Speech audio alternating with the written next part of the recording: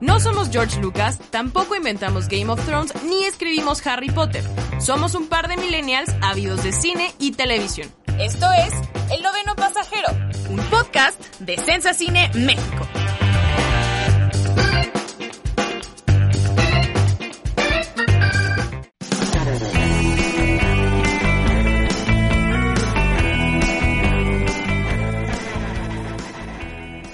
Hola amigos de Sensacine México, bienvenidos al quinto episodio del Noveno Pasajero, en el que hablaremos sobre efectos visuales en el cine, su evolución. Tenemos una invitada muy especial, pero antes que nada quiero darle la bienvenida de nuevo a Miguel Martínez, el buen Mikey, que ya nos acompaña otra vez en el Noveno Pasajero. ¿Cómo estás, Miguel?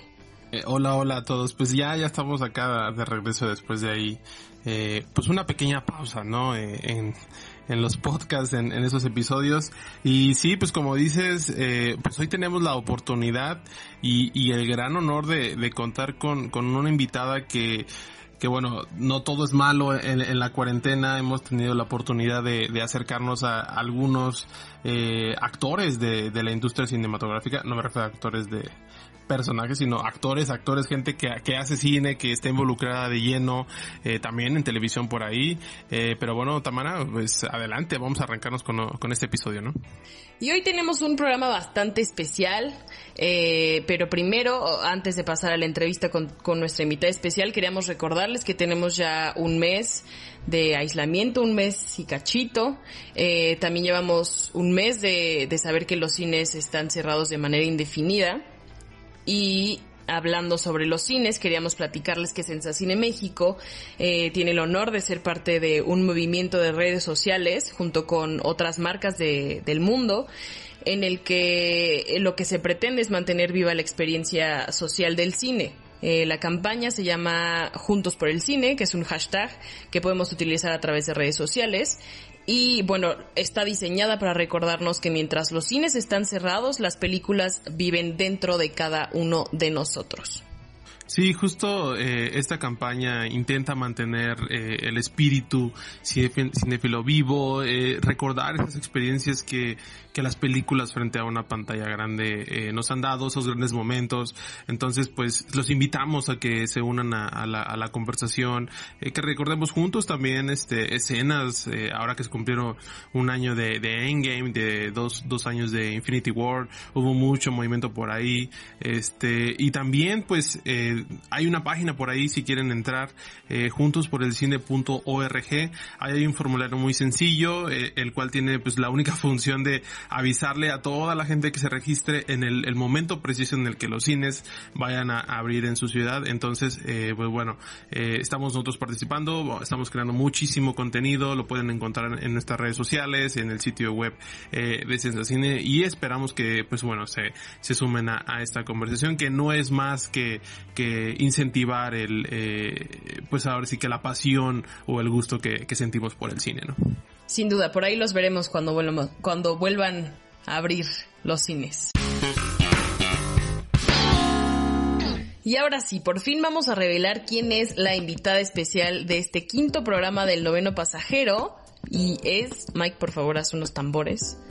Algo.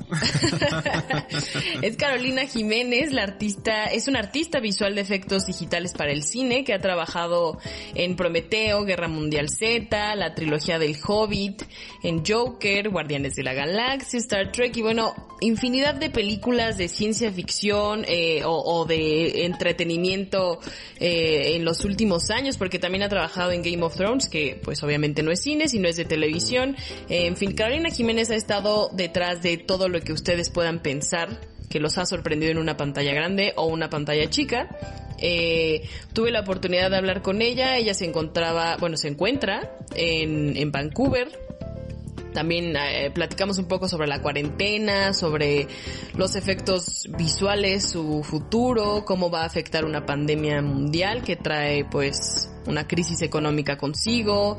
Entonces esperen un poquito para la charla, porque primero Mike y yo queremos ahondar en la onda de los efectos especiales. Sí, sin duda, pues es un gran honor contar con Carolina. cuando descubrimos y cuando vimos la oportunidad de entrevistarla, pues nosotros también nos sorprendimos con la cantidad de producciones en la que ha estado involucrada y en la que va a estar también, ¿no? Entonces, por ahí leía que era una artista que de día estaba trabajando con Marvel o con películas de Marvel y en la tarde estaba trabajando con películas de DC Comics, ¿no? También ha estado por ahí en Liga de la Justicia, en Terminator, y bueno, creo que uno de los trabajos más destacados o por la que se lo han posicionado mucho es Joker, pero también no solo hace esta parte de industria, de crear o de formar parte de los equipos que complementan las películas en la postproducción, sino que también es una divulgadora de la ciencia.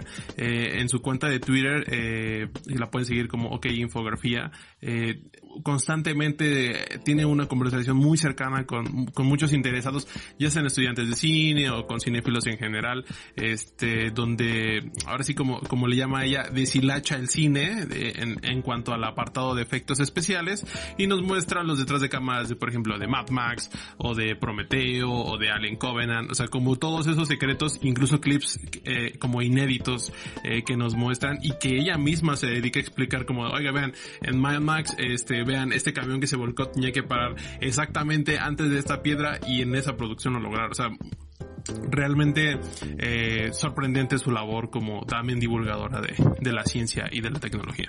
Sí, justo lo que comentabas lo pueden ver en su Twitter o en su blog, que igual es OK Infografía.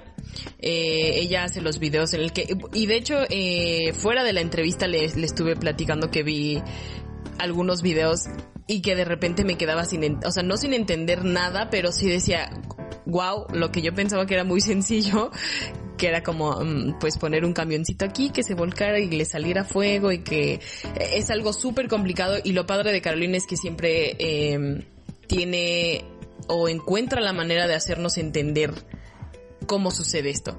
Sí es un truco de magia, pero no es un truco de magia que no podamos entender, y creo que eso es algo muy, muy valioso de Carolina.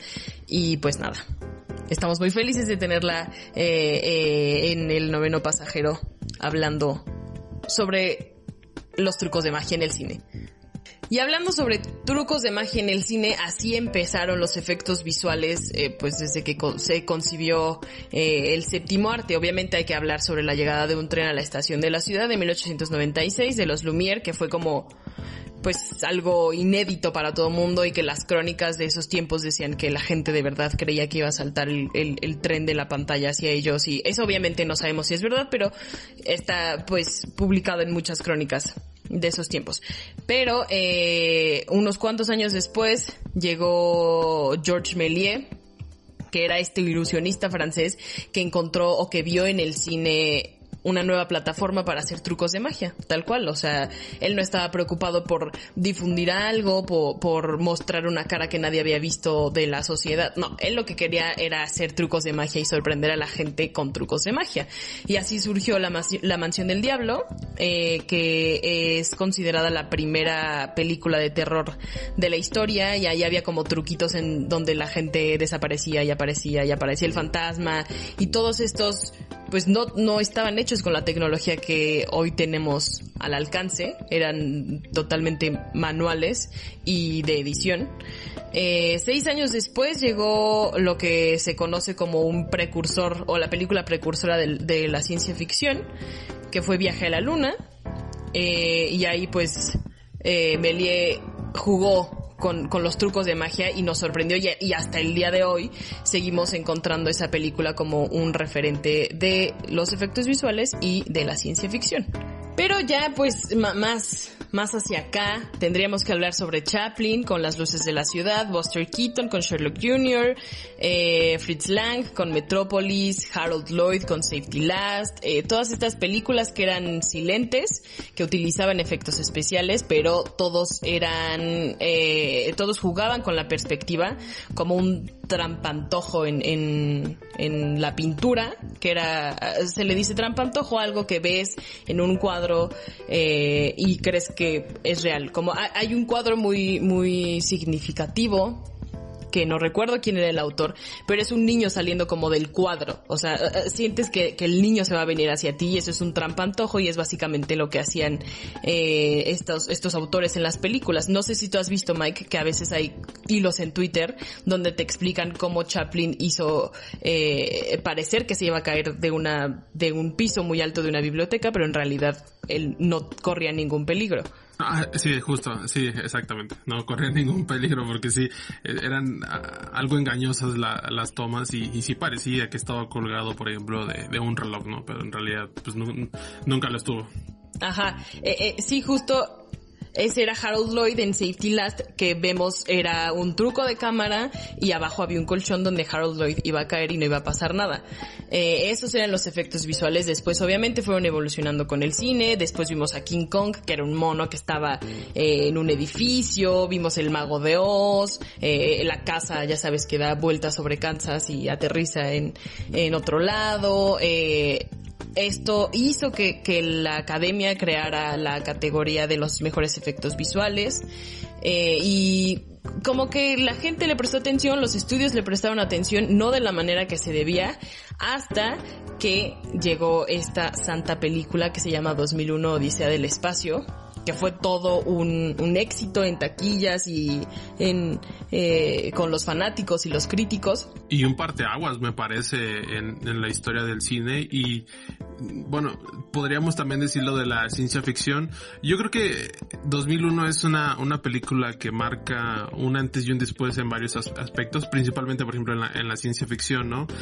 Hablando de una película de 1968 que tuviera todas esas cualidades, todas esas visiones de Kubrick, ese discurso también filosófico, existencialista y demás, que al día de hoy hay gente que todavía no entiende la película, hay gente que no entiende el inicio, hay gente que no entiende el final, no entiende los últimos 10 minutos, no entiende la película hoy en día, ¿no? Hay gente que también le da flojera, pero en términos técnicos, Odisea, bueno, sabemos lo que es Kubrick y lo que representa Kubrick en el cine, pero esa película en particular para mí es imprescindible, ¿no?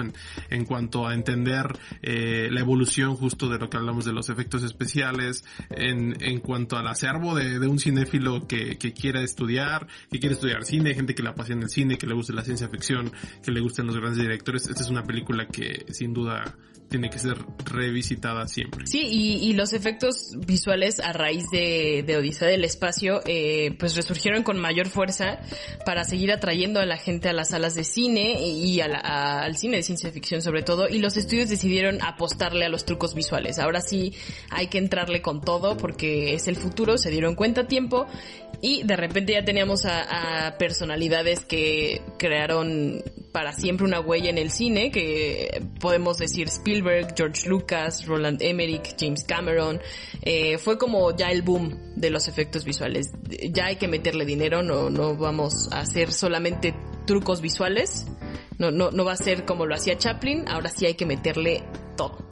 Sí, y justamente, o sea, regresando un poco a Odisea, hay una diferencia de más o menos 9 años entre Odisea y la primera película de Star Wars, ¿no? Una Nueva Esperanza. Y me recuerda mucho cómo grababa George Lucas sus icónicas letras en el espacio, ¿no? O sea, tenía una pantallita y ahí estaba su cámara, ¿no? Y hablando también, pues de Spielberg, o sea, toda esta escuela que vino después de Kubrick, me parece muy interesante porque después tuvimos ya sagas como Volver al Futuro, tuvimos Jurassic Park, tuvimos Alien también de Ridley Scott, una película también imprescindible para la ciencia ficción y en general para pues, los fans de los ovnis y de los aliens que hasta para este podcast claramente Alien, de hecho hace poco se cumplió fue el Alien Day, entonces este podcast está también de manteles largos, podríamos decirlo así, pero sí, o sea, para este podcast claramente Alien es una influencia y es una referencia indispensable, ¿no? Pero realmente también tenemos por ahí pues la evolución desde efectos especiales tan sencillos como la manada o la estampida que vemos en Jumanji, que, o sea, yo me acuerdo cuando la veía de niño y decía, órale, pues, se ven bien los efectos, pero ahora la puedes ver, por ejemplo, en Netflix la película y si ves a los rinocerontes, a los elefantes, como que hay un cambio de brillo Como que dices... No. Además, ¿sabes qué? Me acuerdo cuando yo la vi por primera vez y me la puso mi abuela. Yo estaba en casa de mi abuela y me la puso.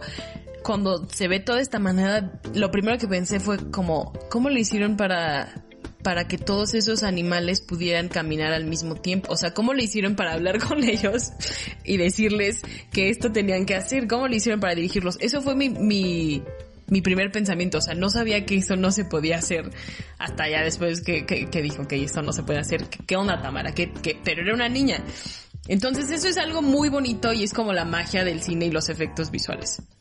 Sí, o sea, también, por ejemplo, en Godzilla, ahorita, o sea, yo la veía hace, bueno, yo 15 años, no sé cuántos años ya, y decías, bueno, pues el dinosaurio se ve bien, pero te digo, vuelves a revisitar esas películas noventeras y ahorita lo ves y dices, no, pues sí tenía ahí sus detallitos de computadora y como que te digo, no causa, o sea, ves el brillo o la iluminación que tiene la figura o en este caso el dinosaurio y luego ves como la iluminación que tiene supuestamente en Nueva York y como que dices, como que algo no cuadra por ahí, ¿no? Entonces, creo que también a raíz de la evolución que ha tenido la tecnología, pues nos hemos vuelto más exigentes o en cuanto a, así se ve bien un buen efecto, o sea, somos hasta jueces, ¿no? De cómo se ve un efecto especial o por ejemplo si vemos en Titanic, o sea, cómo hacen toda una inundación o cómo hacen toda una catástrofe con los pasajeros,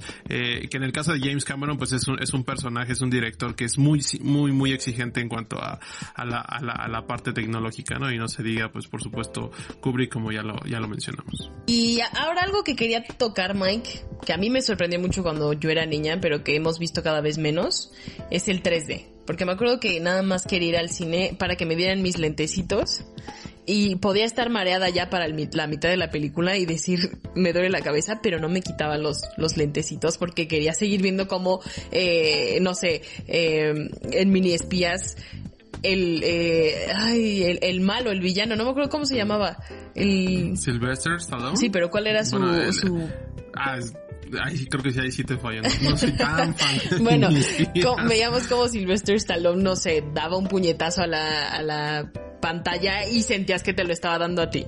Sí, de hecho, recuerdo mucho esos lentes que eran de cartón. Bueno, a mí los que me tocó usar o coleccionar, creo que por ahí tengo unos justo de Mini Espías, eran de cartón y un lente era azul y el otro era rojo. O sea, eso sí es como la gente que le tocó vivir el 3D en su apogeo o en sus inicios, un lente era azul, otro era rojo. Y yo me acuerdo que cuando, por ejemplo, en Cinépolis ibas y ya el lente era normal, dije, pues, ahora, pues, ¿cómo no? O sea, era uno rojo y uno azul, o sea, ¿qué pasó? Sí. O sea, ¿de qué nos perdimos? Pero sí, tuvimos también hace algunos años, pues, un boom en cuanto al uso de esta tecnología del 3D que, bueno, suponía ampliar la experiencia. Yo recuerdo que vi Toy Story 3 en 3D y bueno, pues Toy Story 3 sabemos que todos lloramos con Toy Story 3 y yo me acuerdo que a mí me ayudó mucho. Perdóname, yo no lloré. No tienes corazón, Tamara, si tenía que decir nada. Yo recuerdo que usaba los lentes de 3D y como traía los lentes, pues estaba llorando, ¿no? Y decía, bueno, los lentes me protegen, nadie me está viendo. Pero a mí, o sea, por ejemplo, a mí me llegó muchísimo esa película y los lentes me protegieron y no me los quité hasta que estaba medianamente relajado, ¿no? Pero sí, o sea, es una tecnología que se utilizó muchísimo. Yo rescataría dos películas que aprovecharon al 100% las bondades o el potencial del 3D. Estoy hablando de Avatar, de James Cameron, esta película que principalmente todo lo que tenía que ver con paisajes nocturnos, iluminaciones nocturnas, era espectacular, se veía realmente espectacular. Ya la película tendrá sus detractores y sus pros y contras y las secuelas que nunca han llegado, que seguramente van a tener alguna innovación tecnológica importante, como es el sello de Cameron, pero Avatar... Sí, se iban a tardar un buen en llegar con esto del coronavirus. Sí, no, quién sabe, o sea, bueno, por ahí acaban de revelar una imagen tienen de Sigourney Weaver en el set. No se sabe nada todavía de las películas, pero bueno, algún día llegarán como los nuevos mutantes. Y bueno, la segunda película que me gustaría destacar, que yo también la pude ver en una sala de cine, pues fue Hugo, de Martin Scorsese, justo hablando de Méliès y toda su aportación al séptimo arte. Pues sí, es una película que nos traslada mediante el viaje de un niño a conocer la historia del cine y a valorar el cine. Pues en pocas palabras es una carta de amor al cine y a todo el trabajo de Méliès, muy bien pues reconstruido todo desde cero, ¿no? Y sin duda es una película muy padre, pero lo que sí es un logro también ahí es cómo nos mostraban, o bueno, nos hacían creer que estábamos en París, pero realmente hay una toma muy padre que es que son son las calles de París y de repente se hacen como un reloj, y eso, o sea, bueno, eso yo recuerdo cuando lo vi en el cine dije, wow, esto se ve impresionante, cuando Hugo está colgado en el reloj, que también a lo mejor ahí encontramos algunas referencias a Chaplin y demás, ¿no? Entonces, pues a pesar de que se diga de que Martin Scorsese es un director de la vieja escuela, que por supuesto tiene películas invaluables en los 80 y demás, pues también es un director que no está cerrado a la tecnología como tal, ¿no? Que aprovecha estas bondades o estos avances para adaptarlos a sus películas y reforzar lo que quiera hacer, ¿no? Lo hemos visto en otras películas, pero pues sí, sin duda, bueno, ahora me gustaría contar un poquito la anécdota del 3D que pasó. Pues bueno, el 3D también es una tecnología mal usada, por así decirlo, principalmente en México, por desgracia. En Estados Unidos pues es un formato que está muerto, o sea, así literal es muy complicado encontrar ya una película en Estados Unidos con un formato 3D. O sea, por ejemplo, si tú quieres ir a ver Unidos, si quieres ir a ver Black Widow, no la vas a encontrar en 3D, pero lo que sí sucede en México es que aquí se inventan el 3D. ¿A qué me refiero con esto? ¿Qué? ¿Qué estás haciendo en México? ¿Haciendo tranza? Nah, sí, esta es información delicada, pero por ejemplo, lo que sucede mucho en México es, no sé, viene una película como Black Widow, ¿no? Y de repente dices, bueno, esta película fue filmada en formato IMAX, ¿no? Como, por ejemplo, a Nolan le gusta mucho filmar sus películas en ese formato. Y de repente te dices, bueno, en Estados Unidos en ningún tráiler, en ninguna información vas a encontrar que la película estuvo rodada en 3D. Uh-huh. Y de repente llegas a tu cine de preferencia que tenga una pantalla IMAX y te dicen Tenet en IMAX 3D.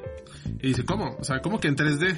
Si uno mira las películas no tienen nada de 3D, a lo mejor los subtítulos y los créditos iniciales, pero incluso daña muchísimo la experiencia de cómo se ve la película o cómo debería de verse. Entonces, ¿por qué hacen esto algunas cadenas de cine? Pues simplemente para ganar más dinero, porque un boleto de IMAX 3D no cuesta lo mismo que un boleto de IMAX 2D, por ejemplo, ¿no? Y creo que, o sea, yo lo vi muchísimo el año pasado con Avengers Endgame. Cuando fuimos a la función de prensa fue en IMAX 2D, la película se veía muy bien, o sea, de hecho los directores se cansaron de decir, por favor véanla en IMAX porque esto, porque lo otro, y porque, o sea, si lo comparamos con una pantalla regular, pues sí, la experiencia como visual era mucho mayor, pero si después la fue a ver con amigos y la vimos en IMAX 3D y la experiencia fue terrible, o sea, realmente todo era un distractor, estaba muy mal hecho todo, y también pues esa típica queja de que la pantalla se ve un poquito más oscura, los colores no sé, bueno, eso ya como para los más los más estrictos en cuanto al aspecto visual, ¿no? Pero sí, sin duda es algo lamentable, ¿no? Que en México existan estas prácticas. Por fortuna me parece que cada vez encontramos menos, pero sí, amigos, cuando vean una película que está anunciada como 3D, yo les recomiendo que no paguen por ese boleto porque es una auténtica farsa. Yo te iba a criticar por haber visto Endgame, nada más para empezar. Pero la verdad es que yo también la vi en 3D porque llevé a mi hermano. Y sí recuerdo que me quitaban los lentes. Y en español, por supuesto, pues mi hermano tenía 9 años. ¿Cómo le voy a decir? A ver, lee súper rápido los subtítulos, hijo. A ver, no es cierto. Pero sí me acuerdo que me quitaba los lentes y lo veía normal, o sea, no había ninguna diferencia. Podía quitarme los lentes disque del 3D y era la película normal, no pasaba absolutamente nada, pero bueno, ya, cerremos este ciclo, pero amigos, no vayan a ver cosas en 3D que no están hechas en 3D. Y sobre todo que los lentes de IMAX 3D son los más incómodos de la vida. O sea, esos lentes sí hay que, o sea, yo prefiero 1000 veces mis lentes de cartoncito que los lentes del IMAX, porque los lentes de IMAX son los peores. Son los peores, realmente son incómodos. Recuerdo los que son como en una sala, pues normal, son como más casuales, los lentes son mucho más cómodos, pero sí los del IMAX son ahí como de electricista, no sé, como, o sea, jumbo, son lentes muy incómodos. Pero sí, pues sí, amigos, ahí está la recomendación. La escucharon en El Noveno Pasajero. y ya como para terminar el recorrido de los efectos especiales, de los efectos visuales en el cine, pues ya tenemos películas que nos han encantado, por supuesto, como Mad Max Fury Road, que Mike, no les voy a contar, bueno, no soy yo quien para contarles, pero Mike tuvo no sé cuántos meses de fondo de pantalla una foto de Mad Max en su computadora del trabajo. Así que así que Mike les va a hablar sobre Mad Max. Sí, no, sin duda es una película que se convirtió, pues bueno, también en un fenómeno, que estuvo nominada al Oscar, pero yo recuerdo muy bien cuando la vi, o sea, yo esperaba mucho de esa película y me sorprendió aún más, ¿no? O sea, si todo lo que sucede en esa película es impresionante, la película obviamente es una locura, es un festín de adrenalina, de tener a Tom Hardy, de Charlize Theron, de Immortal Joe y demás, ¿no? Entonces, visualmente pues es espectacular, aún seguimos esperando a ver si llegan secuelas, a ver si llega el spin-off que según por ahí George Miller está avanzando, pero sin duda lo que mencionábamos un poco, la evolución que han tenido los efectos especiales, me recordaba un poquito ahorita hablando de George Lucas, esa típica imagen que vemos por ahí en internet, donde está él con todas sus botargas de sus criaturas alienígenas que tenían en la primera trilogía, está sentado alrededor de ellas y luego hay una foto como del 2001 después de que salió La Amenaza Fantasma, la misma foto de él parado y atrás una pantalla verde, ¿no? O sea, como la misma tecnología que, bueno, muchísimo se criticó esa trilogía, pues por el exceso de CGI y tantos efectos especiales que realmente no aportaban nada a la historia, y por supuesto a Jar Jar Binks, que es uno de los personajes pues más odiados de Star Wars, ¿no? Pero sí, o sea, entrando un poquito como en la evolución y en la exigencia que nosotros tenemos, pues sí, como que de repente nos volvemos realmente exigentes, y a veces, o sea, exigentes de alguna manera, pero de otras formas ni siquiera nos damos cuenta de cuando hay efectos especiales y decimos, sí, esa película seguramente está en Nueva York porque se ve que es Nueva York, ¿no?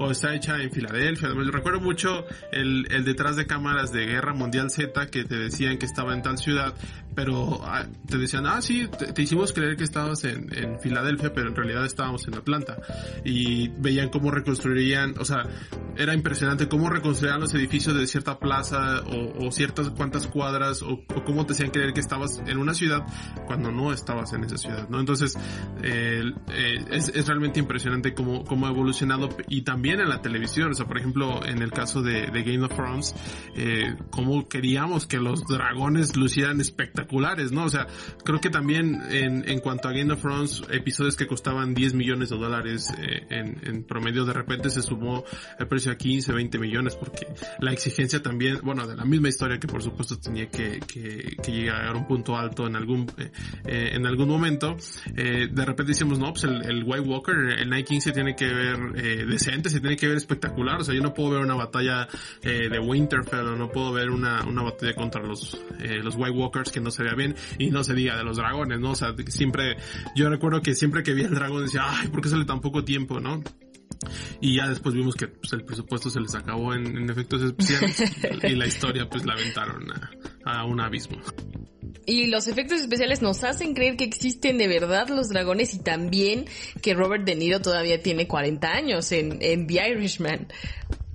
O sea, porque justo hemos llegado a este momento en la historia en el que ya le están apostando al rejuvenecimiento digital, y que por un lado está muy bien, bueno, o sea, que está bien en cuestiones de narrativa, si lo exige el personaje y la historia, qué mejor que poder utilizar herramientas así como lo hizo Scorsese, que hemos dicho que es uno de la vieja escuela, pero aún así no está limitado a lo que se está generando en estos tiempos.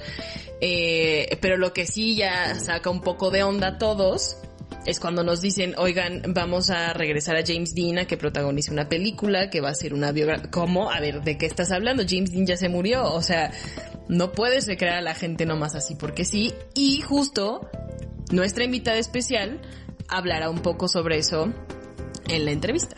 Y también hablando un poco también de esta polémica de revivir o llevar otra vez a la vida. O sea, lo hicieron con Rápidos y Furiosos, en la despedida de Paul Walker que todos, yo creo que todos vimos, pero como muy sutil, ¿no? O sea, como dijeron, bueno, este actor sí logró rodar el tanto porcentaje de películas y para esta escena en particular pues vamos a tener que usar a su hermano, vamos a tener que usar ahí algunas imágenes y adaptarlas a cierto encuadre específico y ya después lo demás fue más simbólico, ¿no? Pero también tenemos el caso de Star Wars, la última película de Star Wars que, bueno, desgraciadamente pues ya no pudo contar con la participación de Carrie Fisher, pero hay algunas tomas como recicladas y como encuadres, o sea, realmente raros, feos, donde solo veíamos la espalda, veíamos el brazo de Carrie Fisher, que más que homenaje pues no formaba parte de que, bueno, la trilogía tiene mucha polémica, pero también tenemos el caso de los efectos especiales terroríficos, como fue el caso de Hellboy, esta película protagonizada por David Hedberg, que fue como una cosa horrible. Había una escena donde Hellboy estaba peleando contra unos trolls y parecía que Hellboy estaba como en una capa y los trolls estaban en otra capa. O sea, realmente se veía, te digo, no somos expertos, pero creo que el ojo humano sí es como muy estricto en ciertas cosas y como en esta ilusión de que las cosas se ven reales, como que sí te causa ruido que de repente veas a Hellboy en un cuadro y atrás se ve como el frame de las otras criaturas en otro, ¿no? Entonces ahí también hemos tenido esas cosas horrorosas. Hellboy fue un fracaso en taquilla, pero ahí está, ¿no? Ahí está la evidencia de cuando las cosas se hacen muy mal. Sí, Mike, sin duda el ojo humano ya es demasiado exigente, pero cerrando este capítulo y abriendo el que sigue, quería que platicáramos acerca del coronavirus y la pandemia. De nuevo, el elefante en el cuarto, porque una pandemia como la que estamos viviendo trae consigo una crisis económica de proporciones enormes, y si bien está afectando a cualquier industria que podamos pensar ahorita, que podamos nombrar, pues también está afectando a la industria del cine, pero pues muy de manera también muy específica al área de los efectos visuales, que necesita un dineral para sacar adelante proyectos de entretenimiento que pues vemos en pantalla grande y que son justo los que hacen en taquilla millones. Sí, justamente yo creo que nadie es capaz todavía de saber cuál va a ser el impacto real de esta crisis generada por COVID. Se habla mucho de las economías en general, se hablan de los sectores turísticos. Ahora, por ejemplo, estaba leyendo que el sector turístico, por ejemplo, en México se piensa recuperar hasta el 2021, ¿no? Porque dicen, bueno, ahorita viene una temporada alta y no se va a poder, y lo mismo es en el cine. Bueno, en el cine yo creo que se puede comportar un poco diferente, pero por ejemplo, tan solo en un fin de semana de abril, se perdieron en solo Latinoamérica 67 millones de dólares, ¿no? Esto es, o sea, solo fue un fin de semana previo al estreno de Black Widow, al estreno que iba a ser de Black Widow. Entonces no me quiero ni imaginar un fin de semana a nivel mundial donde hubiera estrenado Black Widow, cuál va a ser la pérdida, ¿no? Pero también, o sea, creo que justo es muy interesante esta parte de industria en particular, porque se habla mucho de, bueno, se nos retrasó Batman, se nos retrasó Black Widow, se retrasaron las películas de Marvel, se retrasó Top Gun, se retrasaron pues todas las películas que ya sabemos, ¿no? O se quedaron sin estreno, como Scooby-Doo, que al menos Scooby-Doo en México no tiene fecha de estreno, pero creo que la parte crucial es cuando anuncian los retrasos de los rodajes, como es la parte de Matrix, como la parte de Batman, de la tercera temporada de Stranger Things y demás, ¿no? O sea, por ahora tenemos como contenido, pero el hecho de que se retrase un rodaje, pues retrasa todo. Porque no solo es ir a la locación y demás, sino también la parte de postproducción, que en el caso de Carolina Jiménez es lo que más, pues, donde se desempeña completamente, y es donde se habla poco, ¿no? Porque así como dices, bueno, las economías y el PIB, pues también en la parte de la industria de los cineastas, de los realizadores, pues están paradas todas estas producciones. O sea, realmente ahorita hay una crisis también por ahí, y se ve una crisis fuerte, y que no sabemos todavía cuáles van a ser sus magnitudes. Y justo de todo esto nos habla Carolina, nos habla un poco de lo que ya habíamos platicado, que es este rejuvenecimiento digital y traer de vuelta a la gente que ya ha fallecido, los grandes actores. Nos habla de la economía, de cómo está afectando principalmente a su trabajo. Nos habla de la nueva realidad que va a venir después de esta pandemia, de la nueva realidad en el cine, me refiero a las historias, a la manera narrativa. Entonces, sin más, nos dejamos con Carolina Jiménez y regresamos terminando el clip de esta entrevista que realicé hace unas semanas con Carolina.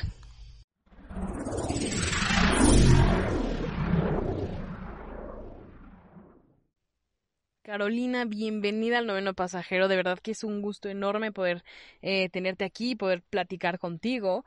Y pues nada, quería agradecerte por tu tiempo y quería empezar esta plática con un debate. Quería saber cuál es tu posición, tanto como cinéfila como artista visual, sobre si es correcto traer de vuelta a la ficción a un actor que ya falleció, como hemos escuchado que los estudios están un poco interesados en traer a James Dean de vuelta o actores que ya han fallecido. Quería saber cuál es tu posición dentro de esta conversación y si crees que pues es correcto traer a, por ejemplo, Carrie Fisher de regreso en Star Wars para hacer un pequeño cameo o tener algunas escenas en la película, o ver al personaje de Sean Young en Blade Runner 2049 como lo vimos en la década de los 80. ¿Cuál es tu posición sobre este tema?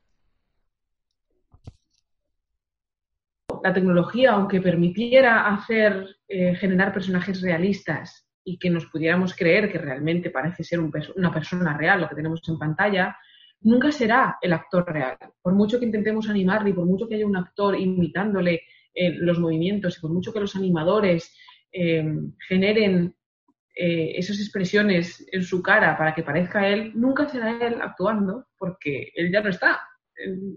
Nunca será su personalidad, aunque sea su imagen. Nunca tendremos su alma. Eso sí será imposible de reproducir.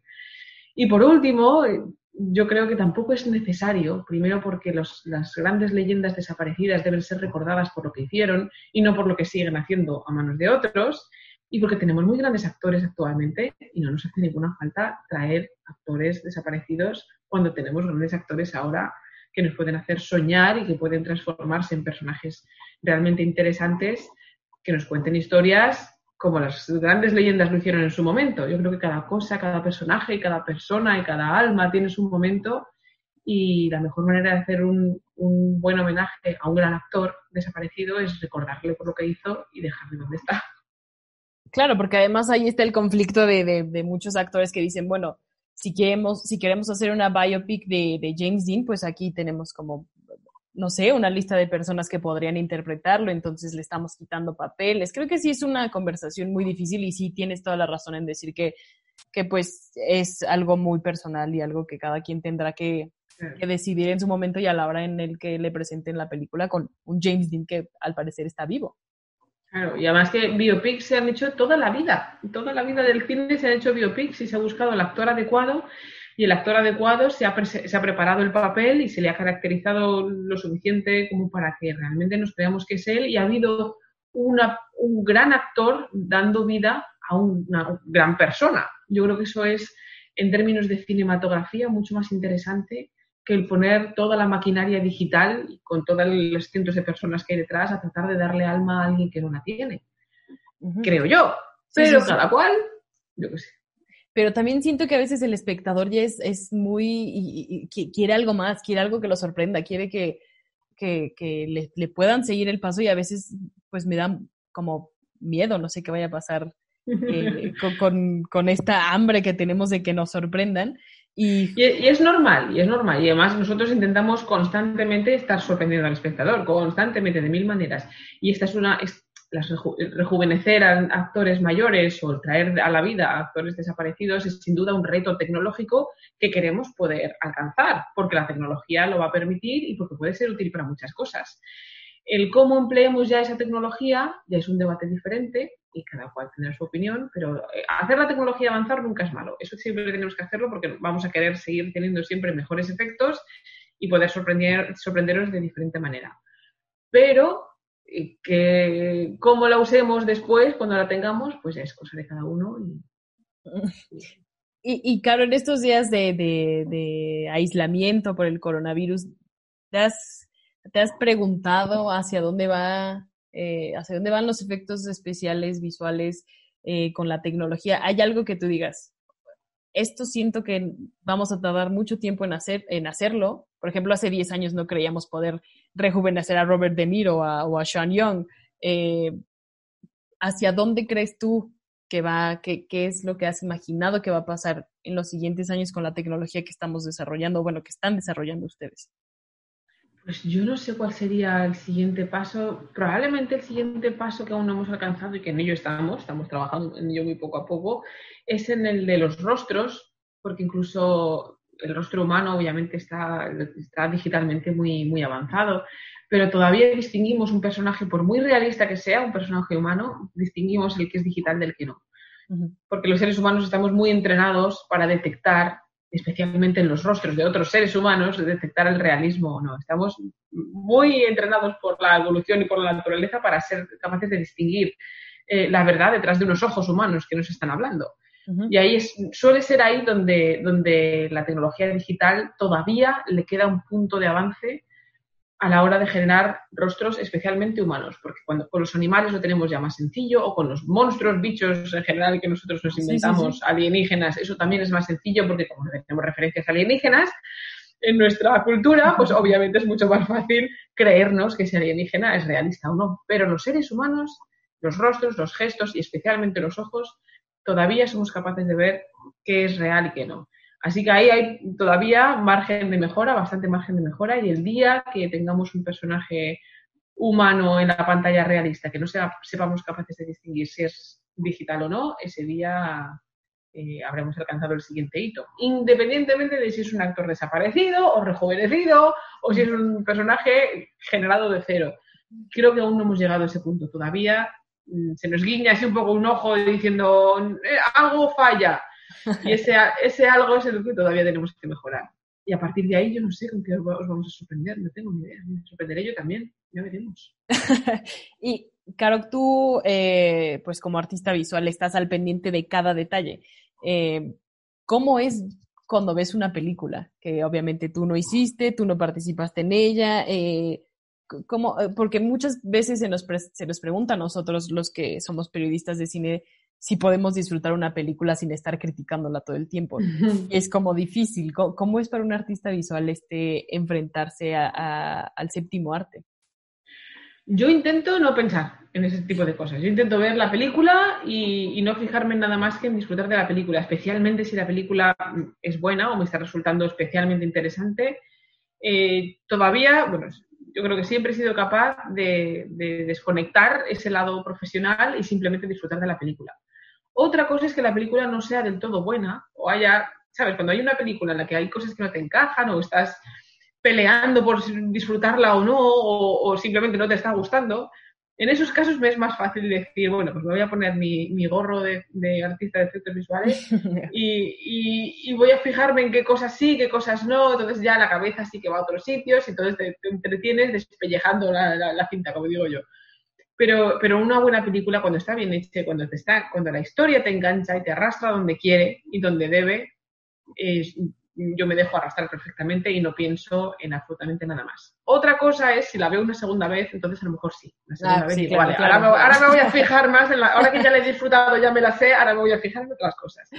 Pero sí, de momento soy capaz de desconectar bastante, al menos la primera vez que las veo. Hablando de historias que nos atrapan, tú también trabajaste en Guerra Mundial Z y aquí viene, es donde inserto el elefante en el cuarto. porque nosotros nos imaginamos una pandemia, un apocalipsis a través de películas que nos mostraban eso. Y estamos viviendo una época de pandemia que no es nada como nos la habían enseñado, ni en los libros ni en el cine. ¿Crees que estos tiempos y estas crisis vayan a afectar, vayan a repercutir de cierta manera en las narrativas de los próximos años, de estas películas que pues son justamente acerca de pandemias, crisis, virus? Pues yo creo que sí, porque el cine es un reflejo de la realidad, el cine es un reflejo de la naturaleza humana, de lo que somos capaces de hacer y no hacer. Y así como he oído películas de virus que han predicho algunas de las cosas que están sucediendo, no todas, ninguna obviamente ha dado en el clavo totalmente, porque esto no nos esperábamos ninguno, pero sí que es cierto que estamos todos aprendiendo durante esta pandemia. Estamos aprendiendo mucho de la naturaleza humana. Esta pandemia está sacando lo mejor de las personas buenas, lo peor de las personas malas, de maneras en las que el cine todavía no nos lo había mostrado. Y yo creo que esto es una oportunidad de oro para que el cine aprenda también de estas maravillas y miserias humanas y las refleje en el cine para asegurarnos de que no se nos olvida y hacernos aprender la lección a través del mensaje que tiene toda película. Yo estoy curiosa, estoy deseando ver cuánto tarda y quién en hacer la película de coronavirus, porque esto va a ser una película, bueno, va a ser una o varias películas. Sí. Obviamente aún no es el momento, que todavía estamos en ello, pero cuando haya pasado suficiente tiempo y necesitemos recordar estos momentos, necesitemos transmitir las lecciones aprendidas durante estos meses de pandemia y de miedo y de pues, todo lo que estamos viviendo, el cine sin duda cogerá el testigo y se asegurará de que pasa la historia también en el cine. Tengo mucha curiosidad por ver cómo los cineastas plasman todo esto, aprenden y plasman todo esto en el cine también. Y de nuevo vas a estar tú detrás de la película demostrándonos que parece que no hay efectos visuales, pero ahí están, estoy segura. Ojalá que sí, ojalá que sí. Y también había pensado en pues que una pandemia trae una crisis económica mundial consigo y quería preguntarte si crees que esta crisis económica va a afectar de alguna manera a este cine, sobre todo que necesita de un gran budget, principalmente por los efectos visuales. ¿Crees que esto va a repercutir en...? Ya está repercutiendo, sí. Sin duda, esto está afectando a todas las industrias del mundo y el cine no es una excepción. De hecho, estamos ahora en parón. Estamos todos, durante unas semanas estuvimos trabajando desde casa, pero claro, nuestro trabajo depende de los rodajes. Si no hay rodajes, nosotros no podemos hacer nuestro trabajo. Nuestro trabajo empieza después de los rodajes. Uh-huh. Y hay muchos rodajes de cine que se han paralizado, lógicamente, se han puesto en pausa porque hay que practicar aislamiento social y los rodajes son lugares donde hay mucha gente junta y eso tenía que pararse. De modo que ahora mismo hay muchos proyectos que están en pausa y que se retomarán, pero nadie sabe cuándo. Estamos todos esperando ver cómo evoluciona la pandemia y cómo cada país aplana la curva a su manera y cuándo va a poder ser seguro de nuevo juntarse para poder rodar y en qué lugares, porque habrá productoras que se están planteando, como Estados Unidos lo está haciendo regular, pues hay muchas productoras que se están planteando llevar los rodajes a otros sitios o simplemente retrasarlos. Hay muchas fechas de estreno que se están retrasando. Y cuando todo vuelva poco a poco a la normalidad, que esto no va a ser tampoco de golpe, será muy poco a poco, pues tendremos un montón de proyectos que han estado parados, que se van a acelerar también poco a poco, se van a juntar varias fechas de estreno, no se podrá estrenar todo a la vez, va a haber que diversificar, y las salas de cine que ahora mismo están cerradas, lógicamente, abrirán, pero abrirán poco a poco y se llenarán poco a poco porque tendremos miedo, no va a ser tampoco un llenado masivo de las salas de cine el primer día, ni mucho menos. Así que todavía nos queda esperar a ver cómo salimos de esta. No me cabe duda que vamos a salir de esta, porque con este virus vamos a poder entre todos, eso no me cabe ninguna duda. Y el cine se reactivará y volverán los rodajes y volveremos a trabajar y volveremos a estrenar películas para que no nos falte cine nunca. Pero de momento no sabemos cuándo va a suceder eso ni cuánto daño habrá hecho, como dices tú, las crisis económicas para entonces. Nos levantaremos, porque la humanidad se ha levantado de cosas peores que esta, está claro, que todos juntos nos levantaremos de esto, pero no sabemos cuándo, ojalá que pronto. Esperemos que sí. Muchísimas gracias por tu tiempo, Caro. Dinos dónde te podemos encontrar, porque sé que tú también pues tienes una página donde de repente subes videos, explicaciones para los mortales como yo que no entendemos los efectos visuales. Sé que estás muy al pendiente de estas nuevas generaciones. Pues sí, me gusta echar una mano a quienes vienen detrás de mí, igual que otros me echaron una mano cuando yo estaba empezando. Así que dentro de mis posibilidades yo intento eso y contarle al público general cómo está hecho el cine, simplemente porque me gusta mucho hablar de cine, nada más. Sí. Ayer estaba viendo el video del pipeline de los efectos visuales y dije, Dios mío, ¿qué es todo este mundo? No, jamás me imaginé, no, se me hizo enorme. Pues sí, no es tan complicado, no te preocupes, que una vez que se entiende un poco no es para tanto. Y sí, pues podéis buscarme por YouTube, por Twitter principalmente, o en mi blog. En mi blog también tengo artículos donde cuento cosas y donde doy consejos sobre cómo empezar en esta profesión. Así que en general soy Oca Infografía en todas las redes sociales, Facebook, Twitter, YouTube, y por allí nos vemos y para lo que haga falta, aquí estoy para vosotros. Muchas gracias, Caro, de verdad, por tomarte este tiempo para platicar con nosotros. Fue un gran gusto. Un placer, de verdad que es un honor. Gracias y cuídate mucho. Esperemos volver a platicar después de esta pandemia y que hablemos de la primera película del coronavirus. Eso. Cuidaos un montón, quedaos en casa, cuidaos de vuestros mayores y cuidad del personal sanitario que nos necesitan. Y nada, de esta salimos segurísimo y nos vemos en el cine muy pronto. Muchas gracias, Caro. Cuídate. Abrazos. Bye.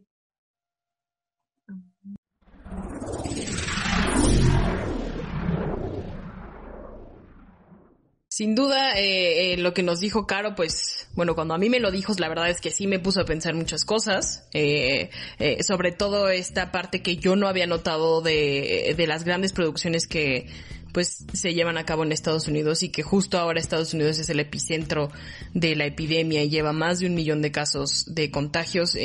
No había pensado que los estudios estuvieran planteando mover sus rodajes a otros lados, lo que eso va a significar para la economía también en Estados Unidos, que bueno, a mí no me importa, pero pues de todos modos era comentario de Andrea Legarreta de no, lo que pasa allá no nos afecta acá. No es cierto. Pero bueno, sí me puso a pensar bastante lo que me platicó Caro sobre estas grandes producciones en Estados Unidos. Y sobre todo porque, por ejemplo, pero realmente muchas producciones importantes, esperadas, no solo de cine, sino también de televisión, se desarrollan en Georgia, ¿no? Este estado de Estados Unidos que es muy propenso a hacer, a hacer rodajes a muchos estudios como Disney, como Warner, también a Netflix, les gusta mucho este estado por, bueno, las facilidades que tiene. Me acuerdo también por ahí hace poco hubo una polémica de que no iban a dejar rodar, iban a poner unas restricciones y fue tanta la presión de los estudios que esa iniciativa se revocó, ¿no? Pero sí es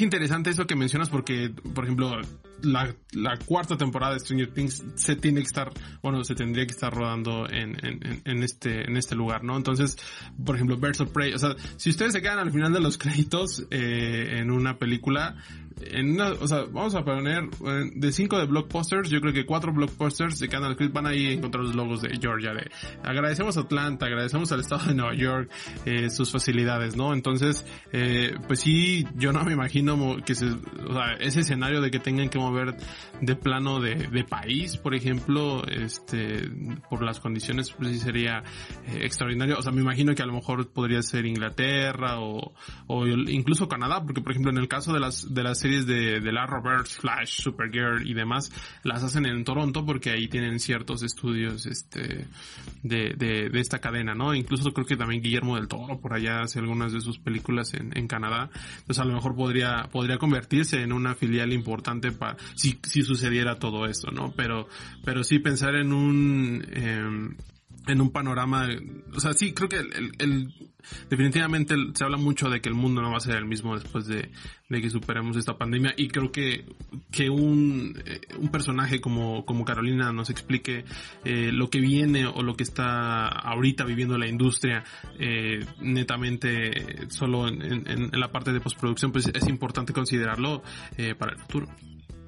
Sí, porque parece que es un iceberg, o sea, estamos en la punta apenas y estamos conociendo lo que nos dejan, como que pues las conclusiones que sacamos de lo que leemos, de lo que vemos en las noticias, pero ya son este tipo de entrevistas, este tipo de análisis, de hablar con agentes importantes que están dentro de la industria, que nos hacen ver las cosas como que si estamos viendo nada más la punta del iceberg y no sabemos dónde termina, que eso es lo que da miedo. No queremos paniquear a nadie, pero sí, sin duda la realidad va a ser muy distinta, hasta en las películas, y las narrativas van a ser muy distintas, porque justo como lo hablaba con Caro, crecimos imaginándonos el fin del mundo como otra cosa que no es nada parecido a lo que está pasando ahorita. Sí, y sin duda, o sea, por ejemplo, una película como Contagio, que se estrenó hace 9 años, puede ser tan acertada en algunas cosas de cómo se comporta una pandemia, ¿no? O sea, desgraciadamente Contagio no nos presentó el mundo después de la pandemia, o bueno, más o menos, para darnos una idea, porque realmente es o sea, salvo algunos detalles, pareciera que o sea, en ese momento se decía que era la película de la influenza, pero ahora parece que es la película del COVID, ¿no? Entonces, por supuesto que Hollywood, yo creo que ya hay gente trabajando ahí, que está tomando nota de todo lo que pasa en el mundo y dice, a ver, esta va a ser una escena de la película, esta va a ser otra, aquí va a salir Tom Hanks, aquí van a salir los aliens, aquí van a encontrar la cura, o sea, no sé. O sea, como que... Es que tal vez si le hubiéramos puesto atención a Contagio y lo hubiéramos tomado en serio, esto lo habríamos evitado, porque justo un epidemiólogo, que la verdad no recuerdo el nombre, pero que estuvo pues envuelto en la vacuna para, no recuerdo si era, ¿cuál es el smallpox en español? ¿Viruela?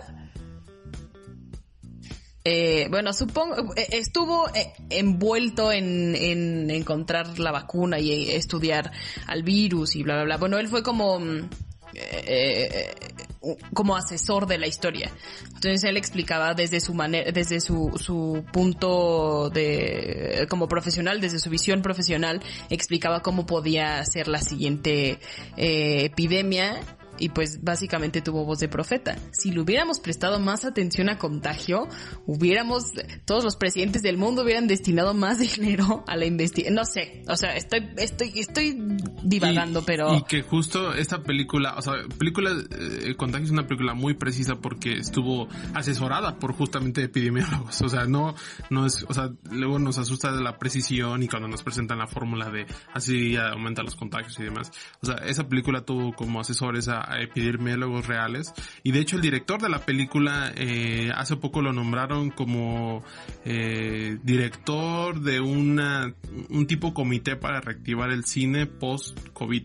O sea, a ese punto ha llegado Contagio, ¿no? También hay una campaña con los actores para que la gente se lava las manos, y la doctora que encuentra la vacuna en la película habla como de lo que se va a tardar la vacuna de este virus, ¿no? Entonces, pues sí, o sea, va a ser muy interesante cómo van a cambiar las producciones después de esta pandemia, y sobre todo la primera película que vayamos a ver en el cine, ¿no? O sea, eso yo creo que va a ser un punto histórico para nosotros los cinéfilos.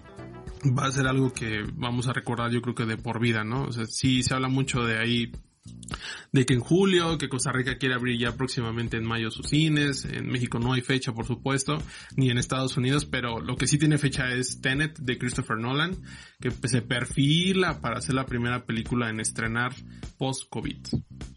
Pero antes que nada, a ver, dos cosas. Ya supe cuál era el nombre del asesor epidemiólogo de Contagio, que es Larry Brilliant. No quería dejarlos con esa duda, porque amigos, esas son cosas que no están en la escaleta y que están saliendo ahorita entre la conversación de Mike y yo, y no quería dejarlos con esta duda. Se llama Larry Brilliant y ayudó a erradicar la viruela. Ok, ahora pasemos a lo segundo, que es Christopher Nolan queriendo abrir los cines con Tenet. Y cuando leo estas noticias, ubicas esta parte de Irishman donde está el Pacino regañando a su equipo y dice, "You dumb motherfuckers". ¿Por qué quieres abrir el cine ahorita? A ver, espérate, o sea, No, va a haber una segunda ola que es inevitable que haya, pero si abrimos bueno, yo no, pero si abren los cines ustedes y la gente, o sea, no me imagino el efecto que esto va a tener sobre la curva de contagios, pero bueno, ese ya no es mi problema, ¿no? Sí, o sea, realmente es una incógnita. Se dice por ahí que Nolan está trabajando como a marchas forzadas para que la película quede lista para julio, pero también se dice, bueno, analistas de Estados Unidos dicen que los cines no van a reabrir como se espera que lo hagan, o sea que va a ser realmente poco no sé, los asistentes, pero que justamente el boca a boca, eso es lo que ellos resaltan mucho, esa famosa mercadotecnia o la mercadotecnia más efectiva incluso en México, el famoso boca a boca, va a ser lo que orilla a la gente o que motive a la gente a ver o a regresar a los cines, ¿no? Porque recordemos que en julio hasta ahora hay 2 estrenos importantes, que sería Tenet de Nolan y Mulan para el 24 de julio, esta película que pues se atrasó también, entonces pues es una incógnita, ¿no? Aún faltan un poco más de 2 meses para que esas películas o el panorama pueda cambiar. Por supuesto, de repente sentimos como que se están ahí forzando las cosas, de que algunos países están bajando sus medidas de confinamiento y eso que también genera cierta desconfianza, ¿no? En México todavía, mantenemos ciertas medidas, pero no sé, luego da esa paranoia como que dicen, híjole, como que no se están adelantando, como que no vemos que esté mejorando la cosa y de repente ya están abriendo parques y los niños pueden salir 1 hora a la calle y todo eso, o sea, como que, no sé, bueno, sí, ahí pero, es una cosa rara. O sea, a lo mejor está bien bajar las medidas y demás, pero abrir los cines en Estados Unidos, que es justo, ya lo mencionábamos, el centro de la epidemia, sí es como algo que dices, ok, no. Pero no es que estemos nosotros en contra de que se abran los cines. O sea, como cualquier cinéfilo y cualquier persona que le encante ir al cine, lo que primero que vamos a hacer es ir a una sala de cine. Sí, o sea, creo que justo yo sí me pongo a pensar qué haré cuando abran los cines, y yo creo que sí, o sea, sí estoy dispuesto a ver 3 películas en un día, por ejemplo, ¿no? O sea, ya sea 2 veces Tenet y una Mulan, no sé qué películas voy a ver en ese momento, pero sí, o sea, bueno, sin duda creo que yo algo que extraño mucho en estos días es ir al cine, ¿no? Pero pues es una incógnita, realmente el panorama, o sea, como lo venimos hablando ya desde hace algunos programas, pues es una incógnita, vivimos por supuesto tiempos de incertidumbre y la industria del cine y también la televisión pues no es ajena a todo lo que está pasando, no solo en México, sino en el mundo, ¿no? Sí, sin duda, Mike. Hay que apostar de nuevo, como en ese primer programa que hicimos de El Noveno Pasajero, donde decíamos que si no se atrasaba La Mujer Maravilla, entonces estábamos salvados. Hay que volver claramente nos equivocamos. Si no se estrena Tenet, vamos a estar salvados porque no va a haber... No es cierto.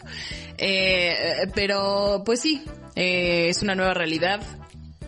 De la mano de Caro pudimos pues más o menos desmenuzar esta nueva realidad. Esperamos que la entrevista les haya gustado, los haya puesto a pensar en cosas que no tenían presentes, y que ustedes, así como Mike y yo, estén pensando cómo va a ser la primera película del coronavirus que se estrene en cines.